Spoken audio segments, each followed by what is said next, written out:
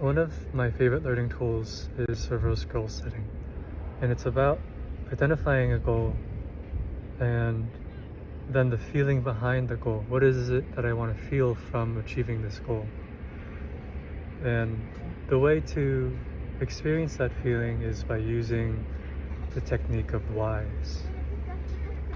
Asking why to a question and then to an answer, then asking why to that answer over and over again. For instance, why do I want to play pickleball? Because I want to spend time with my family.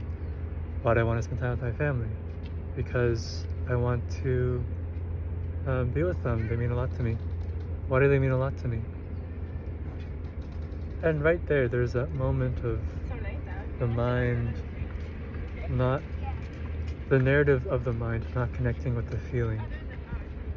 There's a momentary lapse where the feeling is there, but the narrator is not. And that feeling is what is motivating me. That feeling is what serves the goal. And it's from that feeling that I can perform aligned actions. So if I were to give language to the pickleball analogy, example, I want to feel this heart openingness. There's this feeling there in my heart, just like a tender pulse. And if I were to play pickleball and be very competitive with it, it wouldn't be serving that feeling for me. That alignment would be consistently misaligned. But competition, maybe it might steer me in a local minimum of action, a habitual response, so to speak. That makes it hard for me to actually feel like I'm achieving what I want to achieve there. So connecting this back to reverse goal setting, my goal is now clearer. It's to feel this tender heart openingness with my family and do that through pickleball. Right? So this brings up an interesting aspect of motivation. How it's based in the 5 givens from impermanence.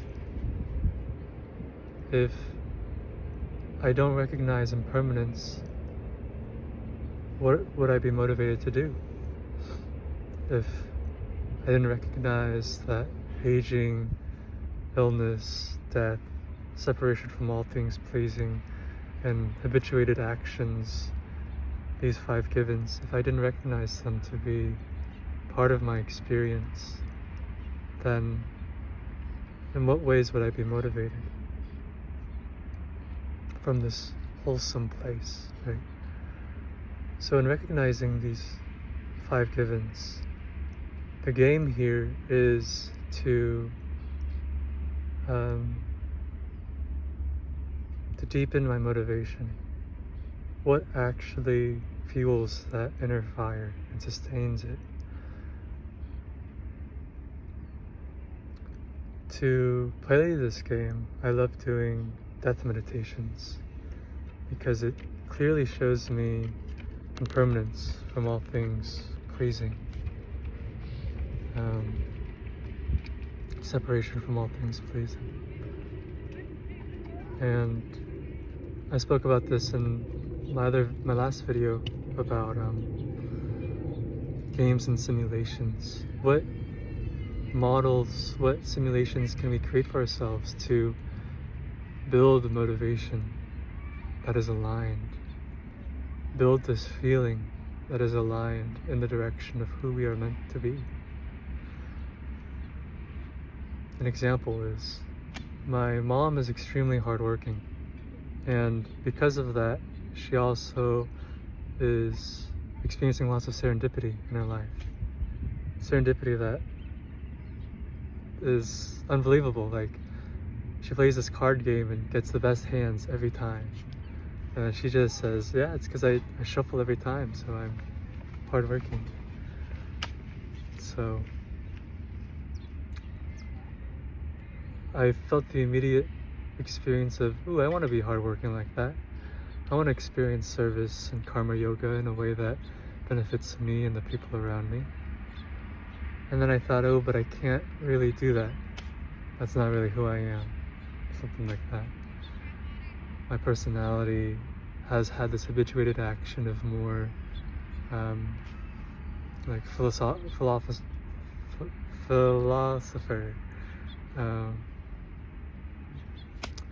So yeah,